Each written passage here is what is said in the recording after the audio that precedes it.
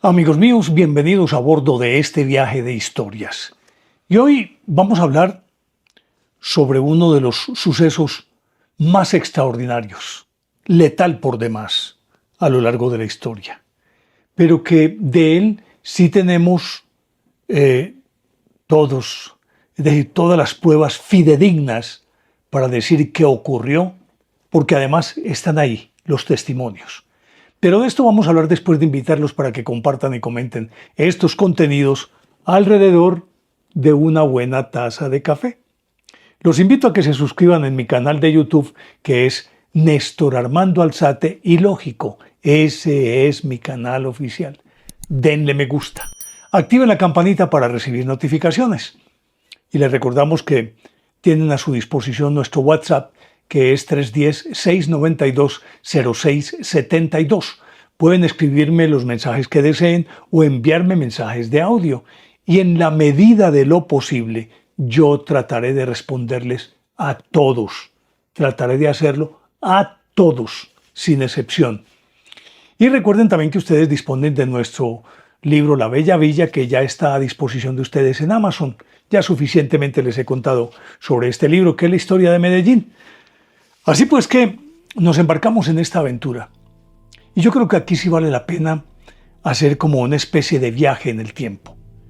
Yo diría que este suceso es el único a lo largo de toda la historia de la humanidad al cual puede uno viajar en el tiempo, ir a aquella época, porque está ahí, lo puede uno ver. Lo puede, no sé, tanto si permitan tocarlo, pero lo digo en sentido figurado. Puede uno tocarlo porque está ahí. Pues bien, yo creo que si el ser humano tiene temor a algo, es aquello que no puede manejar. Cuando hay un desastre que no es natural, pues se tienen muchas posibilidades. Si son epidemias, se encuentran algunos paliativos, se pueden encontrar remedios, se puede huir del lugar sin ningún problema. Si hay un tsunami, aún puede uno salir corriendo y tratar de ganar una elevación. Pero ante un volcán, o la erupción de un volcán, o un terremoto, no hay nada que hacer. Porque es que te están moviendo así literalmente el piso cuando es un terremoto. Y cuando es un volcán, es una lluvia. Y la lluvia, por más que intentes localizarla, está en todas partes, viene de ninguna y viene de todas partes. Pues bien, vamos a hablar hoy sobre la erupción del Vesubio del 24 de agosto del año 79. Pero antes, quiero hacer un recorderis de las erupciones volcánicas más devastadoras y más grandes de toda la historia. De la primera que hay que hablar sería la erupción del volcán Santorín. Esto ocurrió más o menos 1600 años antes de Cristo. 1660, 1570 por esa época, y los autores no se ponen de acuerdo realmente para fijar una fecha determinada.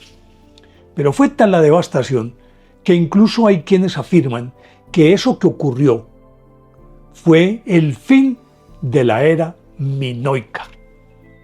Acabó con el reino de Minos y de la civilización cretense. Pues Santorín está ubicada en el Mediterráneo, en Italia. Y resulta que la erupción ocurrida en aquella época fue de tales características que simplemente voló una isla entera. De esa isla entera hoy queda una cresta semicircular y hay otra tierra despejada, una porción de tierra emerge como una pequeña isla en el centro de lo que se supone fue el cráter de este volcán. Resulta que dicen los historiadores que pudo haber generado olas de 40 y 50 metros de altura. Algunos aventuran que pudieron ser olas de hasta 100 metros de altura. un tsunami absolutamente devastador. Hoy, como testimonio de aquello, o más bien como una especie de recuerdo o de reacomodación, por decirlo de alguna manera, queda un pueblo bellísimo, el pueblito de Santorini, que está encastrado en el acantilado. Aquí está el cráter y aquí en el acantilado una serie de casitas blancas que se asemejan como un pesebre colgado de la montaña o como un gobelino blanco bellísimo. Y es uno de los sitios turísticos más apetecidos de esa región. Luego tendríamos que hablar de otro que tal vez ha sido el más destructivo de toda la historia. Ese es el volcán, la erupción volcánica de Tambora, del volcán Tambora en Indonesia. El 10 de abril de 1815 dejó como secuela 92.000 personas muertas. 92.000. El Tambora, del cual voy a hablar en alguna oportunidad dedicándole un episodio especial. Luego está el del Krakatoa. Krakatoa también en Indonesia, Tambora en Indonesia, Krakatoa en Indonesia. Es una tierra supremamente telúrica. Son unos volcanes activísimos y muy agresivos. Pues este Krakatoa explotó el 25 de agosto de 1883 y dejó 36.000 víctimas. Se dice que el estruendo se escuchó en Europa y que la nube que salió, es decir, que se originó de este volcán, tapó el sol varios días e inclusive oscureció a parte de Europa. Nosotros tuvimos en América uno en 1902, que también fue aterrador. La erupción de Mont Pelé en Martinica. En Mont Pelé, en Martinica, del 8 de mayo de 1902, dejó 30.000 muertos. Solamente quedaron, creo que vivas, 3 personas. Una de ellas era el único preso que existía en la isla. Luego tendríamos que hablar del Unsendake de Japón, que ocurrió en 1972, dejó 15.000 muertos. El Kelut en Indonesia, de 1586, dejó 10.000 muertos.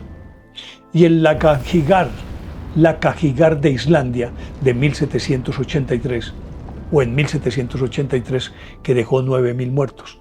Como pueden ver en esta lista de los más letales, hay 3 en Indonesia: el Tambora, el Krakatoa y el Kelut.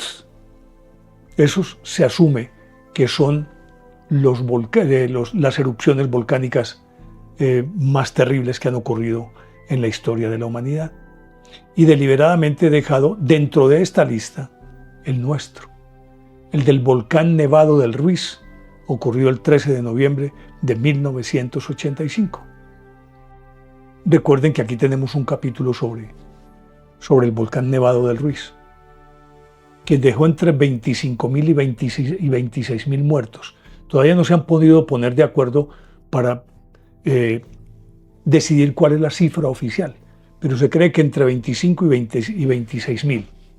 Porque además de eso, en esa lista difícilmente se pueden incluir a todos los desaparecidos. ¿Cuántos de los desaparecidos continúan ahí? ¿O cuántos de los desaparecidos, por X o Y circunstancia, fueron a otro lugar? ¿O tuvieron problemas de memoria, amnésicos? Sin contar la cantidad de niños que quedaron, que sobrevivieron del volcán Nevado del Ruiz y luego fueron adoptados. Muchos de ellos no saben siquiera de dónde proceden. En fin, pero ese volcán Nevado del Ruiz yo creo que es el que más se parece a esta historia de la erupción del Vesubio. Resulta que en la bahía de Nápoles había 4 pueblitos que eran como un cinturón alrededor o muy cercanos al Vesubio. Vesubio, que por demás era una montaña magnífica, bellísima, con unas laderas feraces, con una con una vegetación exuberante, bellísima, y todos eran orgullosos, vivían orgullosos en Pompeya, en Herculano, en Estavia y en Miceno, que son las 4 poblaciones de las que les estoy hablando. Pues resulta que esta región era muy apetecida, era como, a ver hombre, el sitio de veraneo de los ricos de Roma. Todos los ricos romanos tenían una villa en Pompeya y particularmente se escapaban de Roma en el verano, que se dice que en agosto el verano de Roma es impresionante, lo que llaman la canícula. Y entonces ese calor desesperante hacía que todos huyeran de Roma y se fueran a veranear. Ahora dirían vacacionar, yo no sé dónde se inventaron ese verbo vacacionar, pero bueno, se iban a sus villas de Pompeya, de Herculano, de Estavia y de Miceno, particularmente Pompeya, que era como el centro de la región. Pues tenía obviamente un prefecto, tenía su hipódromo, tenía anfiteatro donde se edificaban pues muchas obras, y era como el sitio, diríamoslo, de la élite, o high que llaman, Pompeya. Y en las épocas de verano, la población que realmente oscilaba por ahí entre 10.000 y 12.000 personas, podría ser hasta 15, que vivían regularmente ahí, el número de los pobladores se veía acrecentado en agosto, cuando podían llegar hasta 30, 40, 50.000 personas. Inclusive se afirma que en un momento dado llegaron a estar allí 100.000 personas en festividades específicas. Pero en este caso, ese agosto del año 79, se habla de unas 30.000 personas que estaban allí en Pompeya. Sin contar, naturalmente, las que estaban en Herculano, las que estaban en Estavia y las que estaban en Miceno. Ese día, particularmente, había por la tarde una representación, digámoslo, era un término más o menos eufemístico para decirlo, pero era en el circo de ahí, del anfiteatro. Iba a realizarse una confrontación de gladiadores, espectáculo al que Roma era muy aficionada, su ciudadanía, y era el espectáculo de moda. Entonces, esa tarde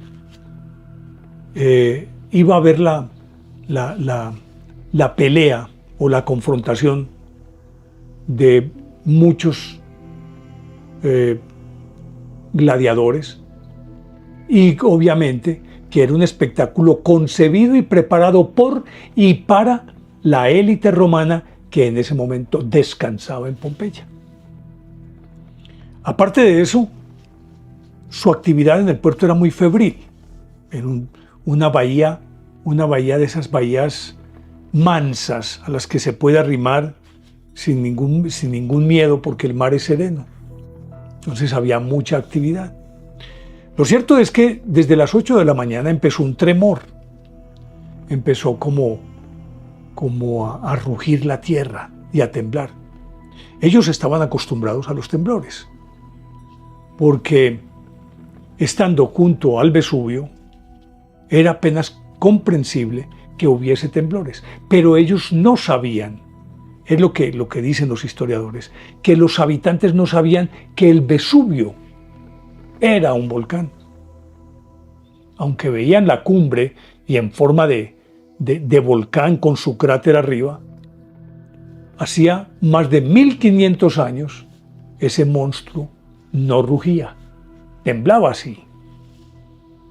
Pero para los habitantes de aquella época, un temblor de tierra, pues si bien es cierto, era omnipresente en sus vidas, y que de pronto para ellos obedecía más como a un mandato de los dioses.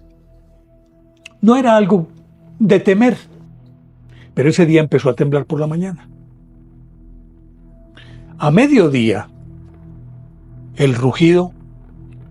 empezó un rugido muy fuerte a acompañar ese temblor.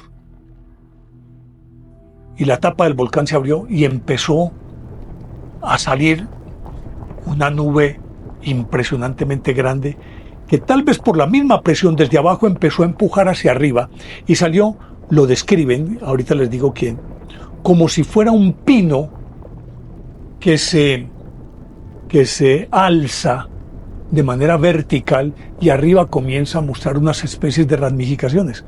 Pues esa descripción la hace el que estuvo de testigo ahí y cuya historia la tengo aquí en este libro, contada por él. Este libro es un libro que tengo desde hace muchísimos años, pero es una delicia. Para que puedan ver el lomo, se llama Reportaje de la Historia. Tiene la característica de que todos los eventos son contados por protagonistas de las historias que están compiladas. Aquí son 3 tomos. Es una delicia, yo me los disfruto mucho. Pues me estoy refiriendo a un muchacho llamado Plinio el Joven. Plinio el Joven era sobrino de Plinio el Viejo. Plinio el Viejo era un naturalista, era un botánico, era un científico, era un erudito, era un pensador, era un portento de hombre de ciencia. Y aparte de eso, militar, y era el comandante de la armada estacionada ahí en Miceno. Entonces, con esa curiosidad característica del sabio, cuando empezó esto, él inmediatamente salió de la villa en la que estaba con su esposa y con su sobrino, Plinio el Joven, que además era como una especie de secretario de él. Plinio el Joven contaba 18 años. Plinio el Viejo estaba por encima de los 50, muy por encima de los 50, aunque 50 años en aquella época ya era un hombre anciano. Pero entonces, estando ahí, le llegó un recado de la esposa de un amigo suyo. La esposa se llamaba Rectina y su amigo se llamaba Tasco. Ella le mandó un mensaje urgente, que si podía ir a rescatarla, porque la villa de ella estaba justo en las estribaciones del Vesubio, en Pompeya. Él inmediatamente se vistió, se puso sus arreos de comandante, mandó a traer una trireme, tomó la trireme, empezó a navegar por la bahía, asombrado, extasiado, contemplando ese espectáculo. Para otra persona cualquiera, esto induciría a huir, lo induciría a huir. El pánico sería terrible. En un hombre de ciencia como él, lo que despertaba era la curiosidad, y él quería saber de qué se trataba. Pero al mismo tiempo pensaba como un comandante de la Armada que debía tratar de rescatar a la mayor cantidad posible de personas. Entonces, llegó, no pudo llegar específicamente hasta Pompeya, pero sí llegó a Estavia, donde vivía su amigo Pomponiano, que también le habían pedido auxilio, y llegó a la casa de Pomponiano, y aún no se sabe si era por apaciguar los ánimos, tal vez para que no tuvieran tanto miedo. Espiratoro le dijo, no, tranquilos, que no pasa nada. Estavia, obviamente, era un sitio que estaba más lejos de la boca del volcán, pero obviamente bajo su zona de influencia. Almorzó con Pomponiano y se quedó observando durante toda la tarde lo que estaba ocurriendo.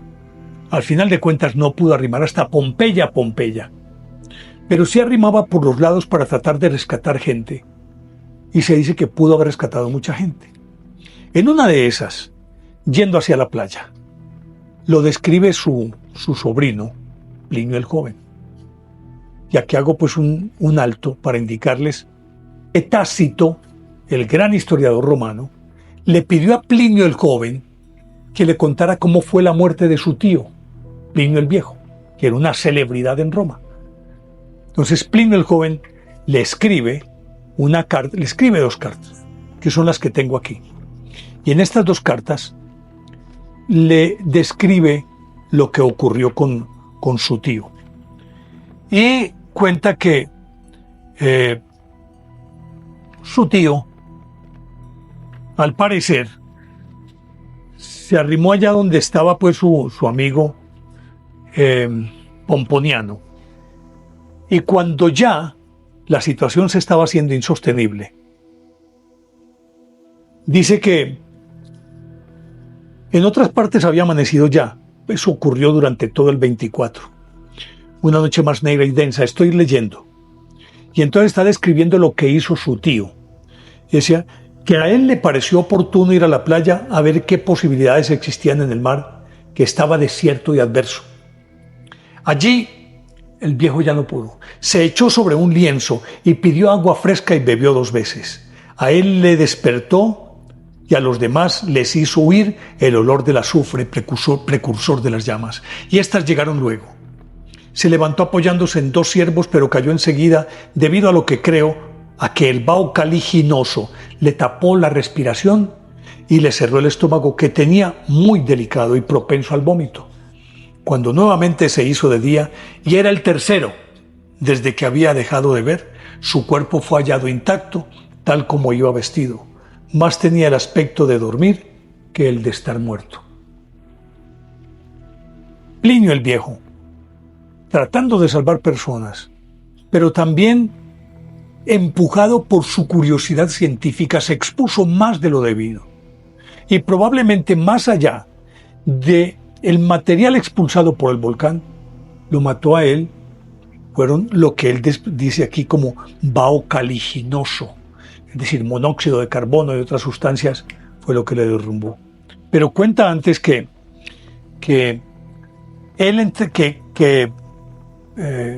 Plinio el Viejo, antes de llegar allá, había dejado un mensaje diciendo que cuanto más se aproximaba la ceniza, cuanto más se aproximaba a la costa, la ceniza caía en las naves, cada vez más caliente y más densa. También pedruscos y piedras ennegrecidas, quemadas y rajadas por el fuego, al paso que el mar se abría como un vado y las playas se veían obstaculizadas por los cascotes. Estuvo a punto de volver atrás, pero dijo al piloto que se lo aconsejaba. La fortuna favorece a los fuertes, y ahí fue donde le dijo: dirígete a la casa de Pomponiano. Pues bien, murió Plinio el Viejo.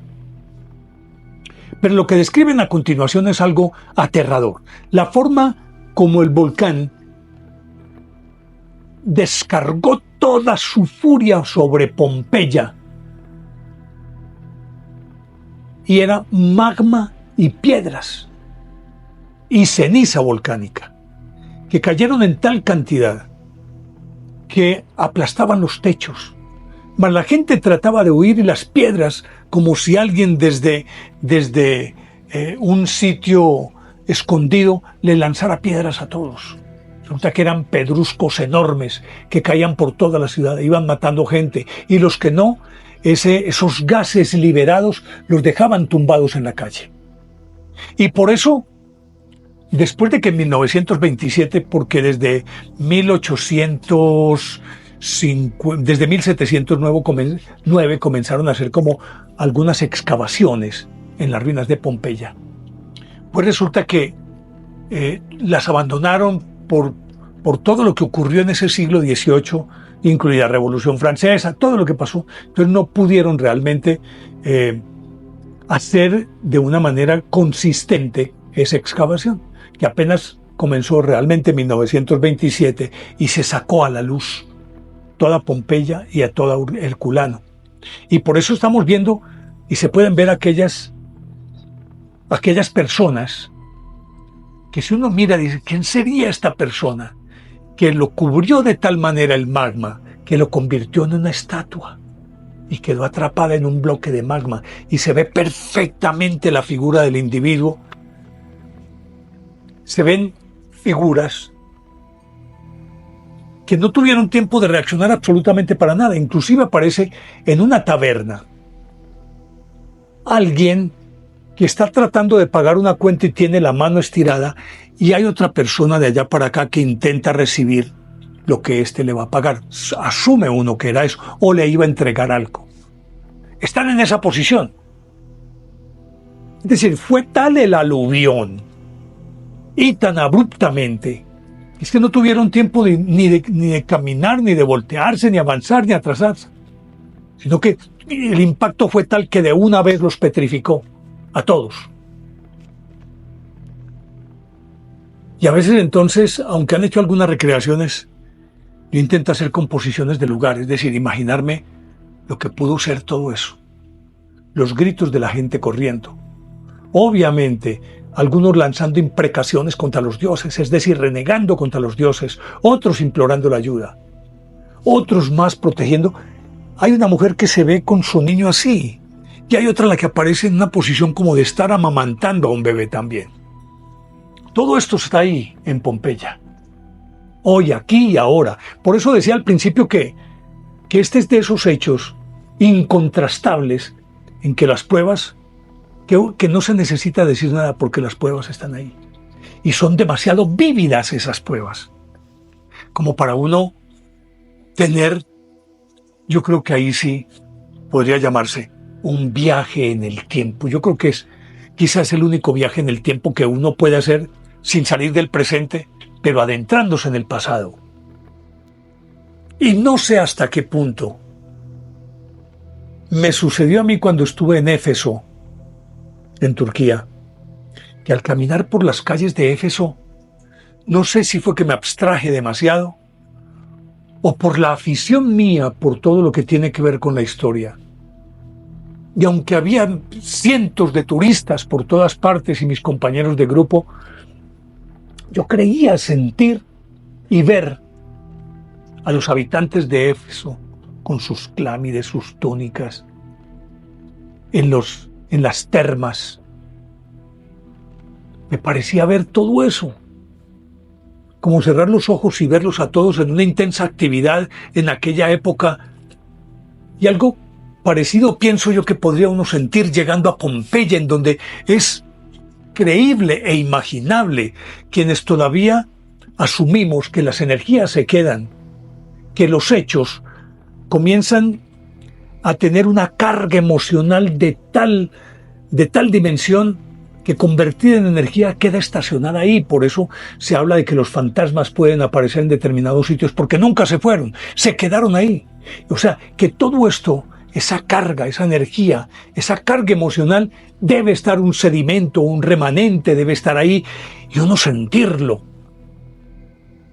Ver a esas mujeres, ver a los hombres, los esclavos, que eran los últimos que salían, todos corriendo hacia la bahía, y llegar a la bahía y ver un mar retraído, porque con el temblor de tierra digamos lo que se da un efecto de ponchera o de palangana, ¿no? Que uno mece el agua dentro de un recipiente y el agua va de un lado a otro, y eso sucede en la antesala de un tsunami. El movimiento es tal que el agua se retrae, se recoge mar adentro, y Plinio el joven describe cómo se veían en la playa los peces. Es que escuchen esto que les voy a leer, esto es una delicia. Además, como escribía de delicioso este muchacho que apenas contaba 18 años. Y entonces, yo quisiera leerlo completo, porque es que el testimonio mismo, ¿para qué le agregaría uno palabras? Ya caía ceniza, aunque poca. Porque él se quedó en Miceno con su mamá. Plinio el viejo le dijo que si quería ir con él, y Plinio el joven le dijo no, porque Plinio el viejo le había impuesto como tarea que le copiase unos documentos, y él era como su secretario. Le dijo, no, yo me quedo haciendo el trabajo. Plinio el viejo se fue, y ya contamos cómo murió. Él se quedó con su mamá. Entonces mire lo que él dice. Tengo que tomarlo desde aquí. Dice, ocurría cuando salieron tratando de huir ellos. Ocurría que los vehículos que habíamos ordenado que nos precedieran, a pesar de estar sobre un campo llanísimo, emprendían diversas direcciones y no era posible mantenerlos quietos, ni falcándolos con piedras. Claro, en un terremoto, por más que intente mantener la dirección, la misma tierra al moverse te desvía. Y sigue diciendo, además veíamos que el mar se recogía en sí mismo como si temiese los temblores de la tierra. La playa se había ensanchado y muchos animales marinos habían quedado en seco sobre la arena. Por otro lado, una negra y horrible nube, rasgada por torcidas y vibrantes sacudidas de fuego, se abría en largas grietas de fuego que semejaban relámpagos, pero eran mayores. Dice un poco más adelante, no tardó mucho en descender aquella nube hasta la tierra y cubrir el mar. Ya había rodeado y escondido a Capri, que está lejos de allí, y corriéndose hacia el Miceno, lo ocultaba, Miceno en donde ellos estaban. Y sigue, ya caía ceniza, aunque poca, Pero al volver el rostro, vi que se aproximaba una espesa niebla por detrás de nosotros, que como un torrente se extendía por tierra.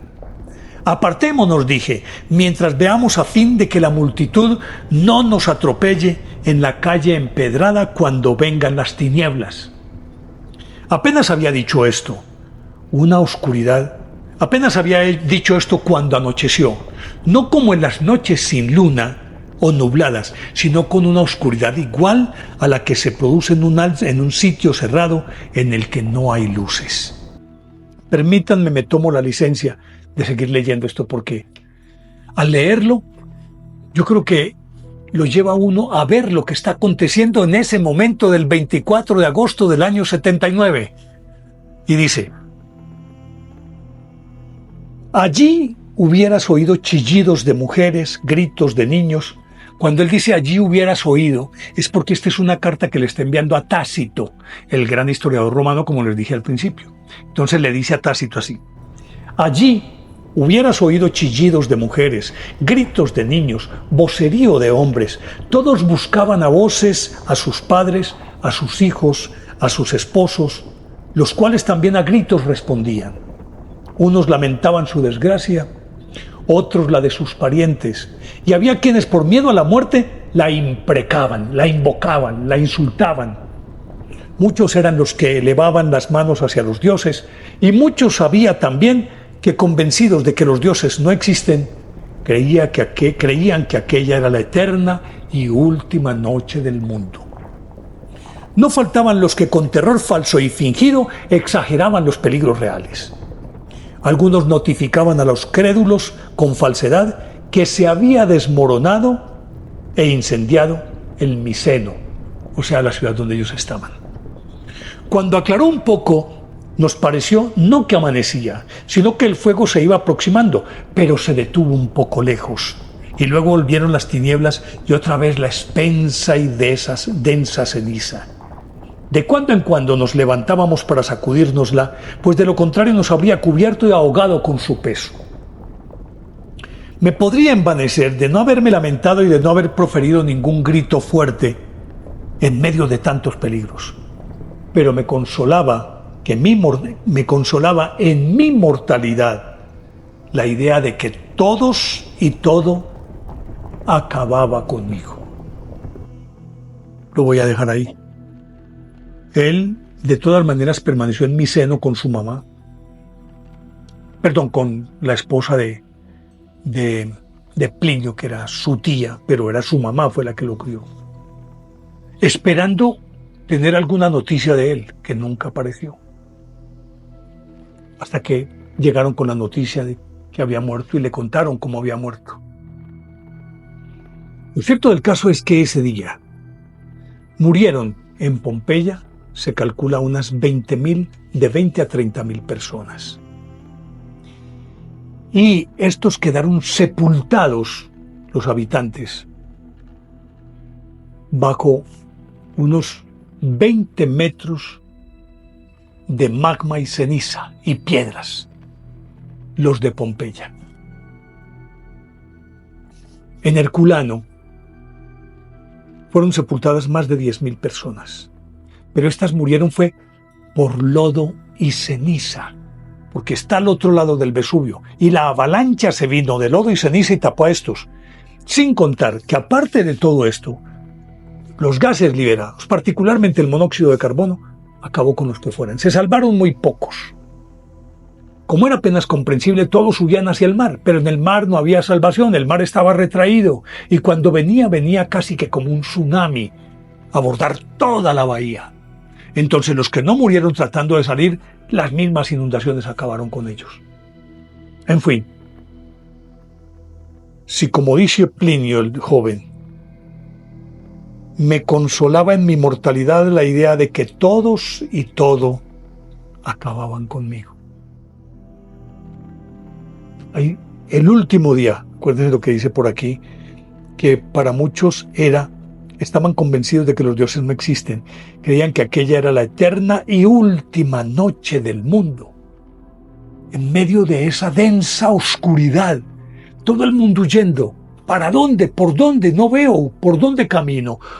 ¿Hacia dónde miro?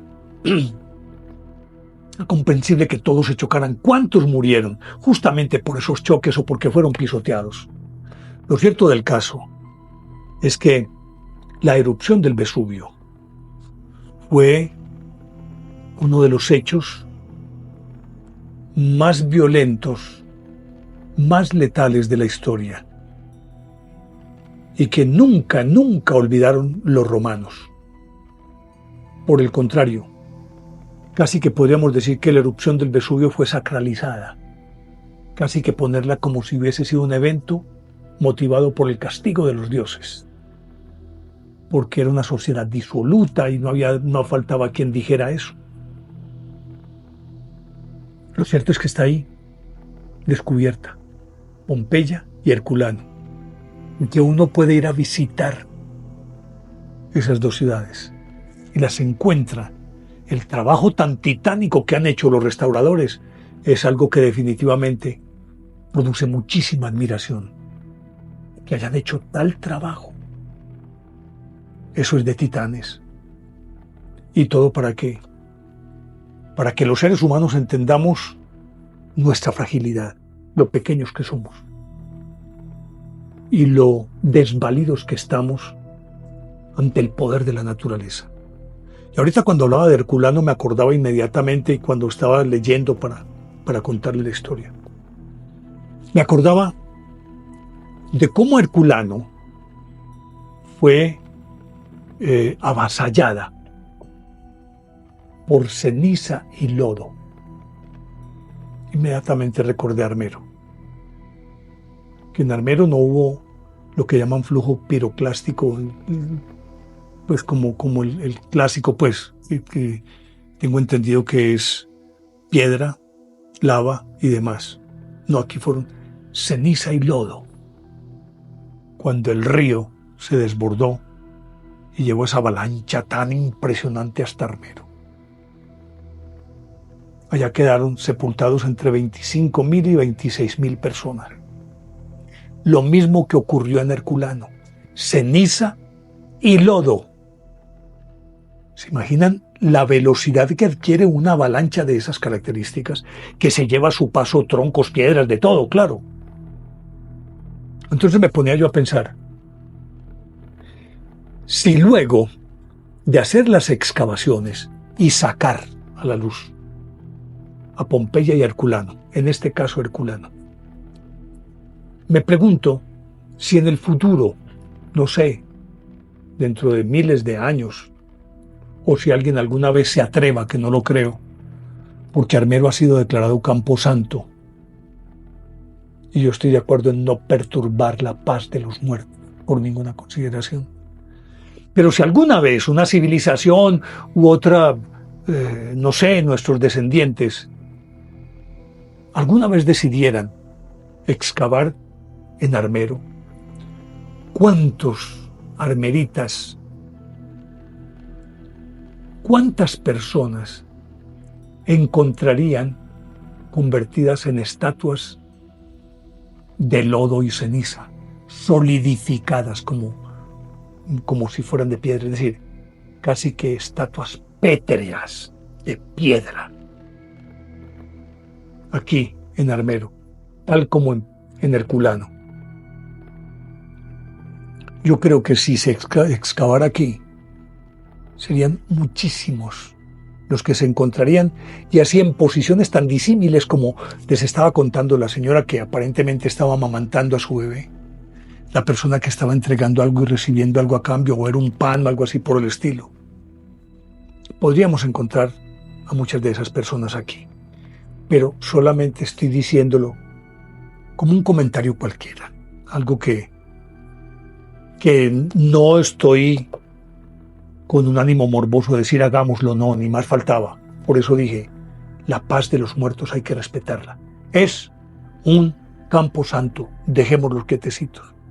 Pero más o menos podríamos imaginarnos esto que hay aquí, lo que ocurrió en Herculano.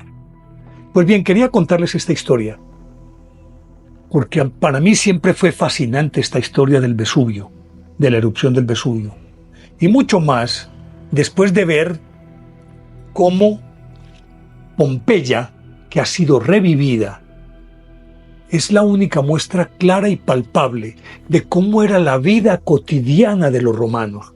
Sus villas, los frescos, los murales, las teselas, es decir, aquellas figuras armadas con trocitos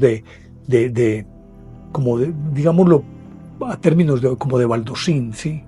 Que van armando esas figuras que ustedes lo ven, que es muy característico de ellos. Ver las termas. En algunos casos quedan todavía objetos, muchos objetos, que nos indican cómo vivían los romanos. Es quizás la muestra más fehaciente que le permite a uno reconstruir cómo era el pueblo romano, cómo pensaba, cómo actuaba, cuál era su cultura. Está ahí en Pompeya y está en Herculano.